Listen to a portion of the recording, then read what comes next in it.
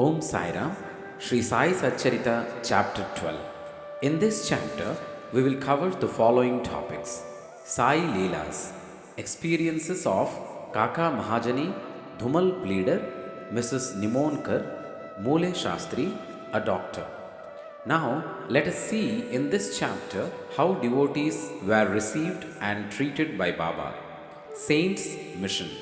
We have seen before that the purpose or object of divine incarnation is to protect the good and destroy the wicked.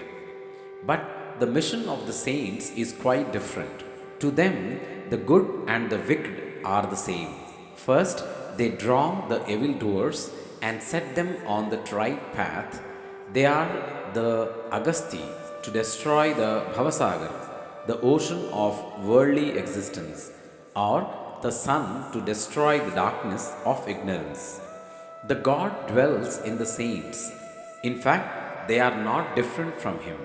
Our Sai is one of those who incarnated for the welfare of the devotees, supreme in knowledge and surrounded with divine aura. He loved all beings equally. He was unattached. Foes and friends, kings and paupers, all were same to him. Hear his Leelas for the sake of devotees. He gave his talk of merits and was ever alert to help them. But the devotees could never approach him unless he meant to receive them. If their appointed time did not come, they did not remember Baba, and his Leelas could not reach their ears. Then, how could they think of seeing him? Some men desired to see Sai Baba, but they did not get any opportunity of taking his darshan till his Mahasamadhi. There are many such persons whose desire for Baba's darshan was not thus satisfied. If these persons, believing in him, listen to his Leelas, their quest for darshan will be, to a great extent, satisfied by the Leelas. Even if some persons went there by sheer luck and took Baba's darshan, were they able to stay there longer? No. Nobody could go there of his own accord, and nobody could stay there longer if Baba did not wish so. They could stay there so long as Baba permitted them to stay and had to leave the place when asked to do so by him. So, everything depended on Baba's divine will. Kaka Mahajani.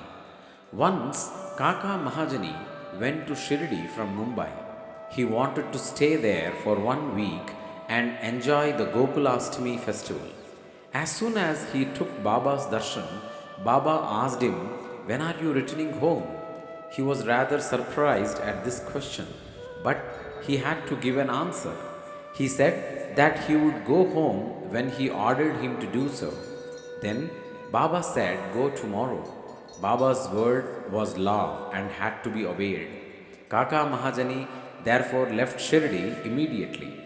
When he went to his office in Mumbai, he found his employer anxiously waiting for him.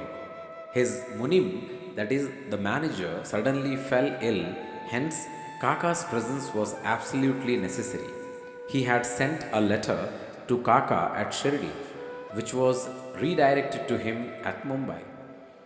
Bhau Sahib Dhumal. Now listen to another story. Once Bhau Sahib Dhumal was going to Nipad for a case. On the way, he came to Shirdi, took Baba's darshan and wanted to proceed to Nipad immediately. But Baba did not permit him to do so. He made him stay at Shirdi for a week or more. In the meanwhile, the magistrate at Nipad suffered intensely from pain in his abdomen and the case was adjourned. Mr. Dhumal was then allowed to go and attend to his case. It went on for some months and was tried by 4 magistrates. Ultimately, Mr. Dhumal won the case and his client was acquitted. Mrs. Nimonkar. Mr. Nana Sahib Nimonkar, Vatandar of Nimon and honorary magistrate, was staying at Shirdi with his wife. Mr. and Mrs. Nimonkar were spending most of their time in the masjid with Baba and serving him. It so happened that their son fell ill at Belapur, and the mother decided, with Baba's consent, to go to Belapur and see her son and other relatives and stay there for a few days. But Mr. Nana Sahib asked her to return the next day. The lady was in a fix and did not know what to do, but her god Sai came to her help. While leaving Shirdi, she went to Baba, who was standing in front of Satheswada with Mr. Nana Sahib and others, and prostrated at his feet and asked his permission to go. Baba said to her, Go, go quickly, be calm and unperturbed. Stay comfortably at Belapur for 4 days. See all your relatives and then return to Shirdi. How opportune were Baba's words! Mr. Nana Sahib's proposal was overruled by Baba's decree. Mule Shastri of Nashik. An orthodox Agnihotri Brahmin of Nashik, Mule Shastri, who had studied the 6 Shastras and was well versed in astrology and palmistry, once came to Shirdi to see Mr. Bapu Sahib Bhutti, the famous millionaire of Nagpur. After seeing him, he and others went to see Baba in the masjid. Baba bought various fruits and other things from vendors with his own money and distributed them to the people present in the masjid. Baba used to press the mango on all sides so skillfully that when Baba sucked it, he got all the pulp at once in his mouth and could throw away the seed. Plantains were peeled off by Baba and the pulp was distributed to the devotees, while the skins were retained by Baba for himself. Mule Shastri, as a palmist, wanted to examine Baba's palm and asked him to extend his hand. Baba ignored his request and gave 4 plantains to him.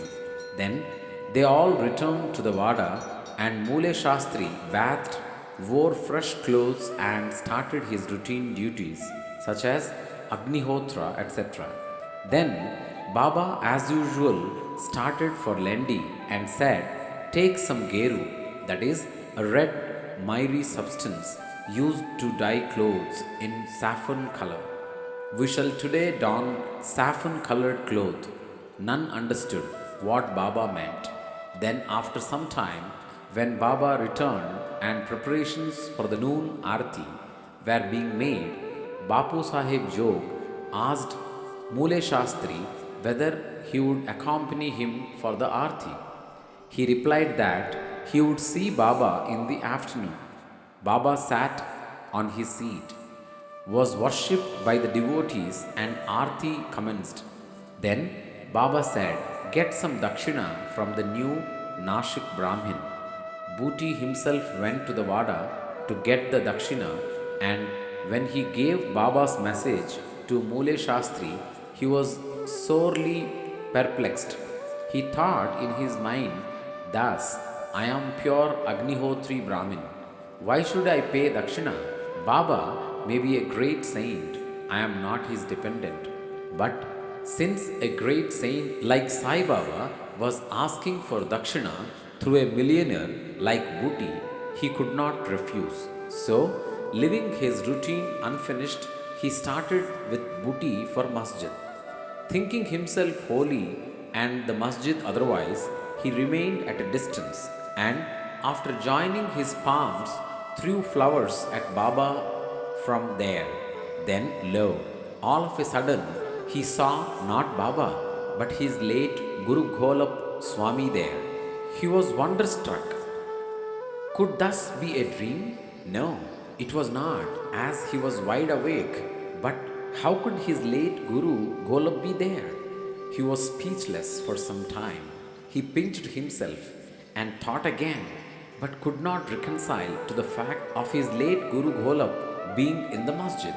Ultimately, leaving aside all doubt, he went up, fell at his Guru's feet, and then stood there with folded hands. Other people sang Baba's Aarti, while Mule Shastri chanted loudly his Guru's name.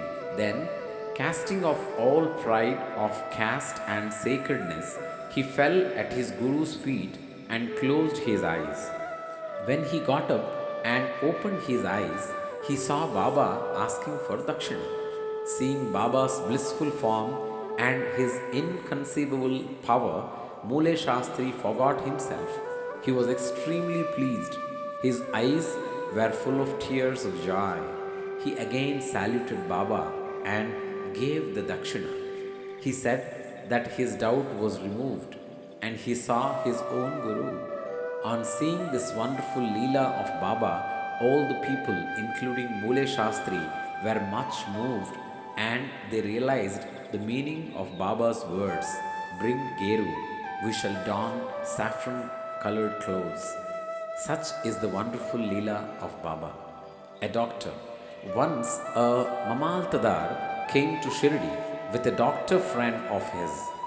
The doctor said that his deity was Ram and that he would not bow before a Mohammedan, and so he was unwilling to go to Shirdi. The Mamaltadar replied that nobody would press him to bow down, so he should come and give the pleasure of his company. Accordingly, they reached Shirdi and went to the masjid for Baba's darshan. All were wonderstruck to see the doctor going ahead and saluting Baba. They asked him how he forgot his resolve and bowed down to a Mussulman. Then the doctor replied that he saw his beloved deity Ram on the seat and he therefore prostrated himself before him. Then, as he was saying this, he again saw Sai Baba there. Being dismayed, he again said, "Is this a dream? How could he be a Mohammedan? He is a great Yoga Sampanna, full of yoga avatar." Next day, he made a vow and began to fast. He absented himself from the masjid, resolving not to go there until Baba blessed him. 3 days passed, and on the fourth day, a close friend of his from Khandesh turned up, and with him he went to the masjid for Baba's darshan. After the salutation, Baba asked him whether anybody had gone to call him, that he had come. Hearing this vital question, the doctor was moved. The same night, he was blessed by Baba and he experienced bliss supreme in his sleep.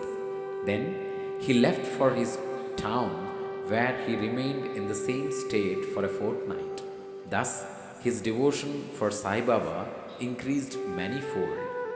The moral of the stories mentioned above, especially that of Mule Shastri, is that we should have firm faith in our Guru and on none else. More Leelas of Sai Baba will be described in the next chapter. Bow to Shri Sai, peace be to all. Om Sai Ram.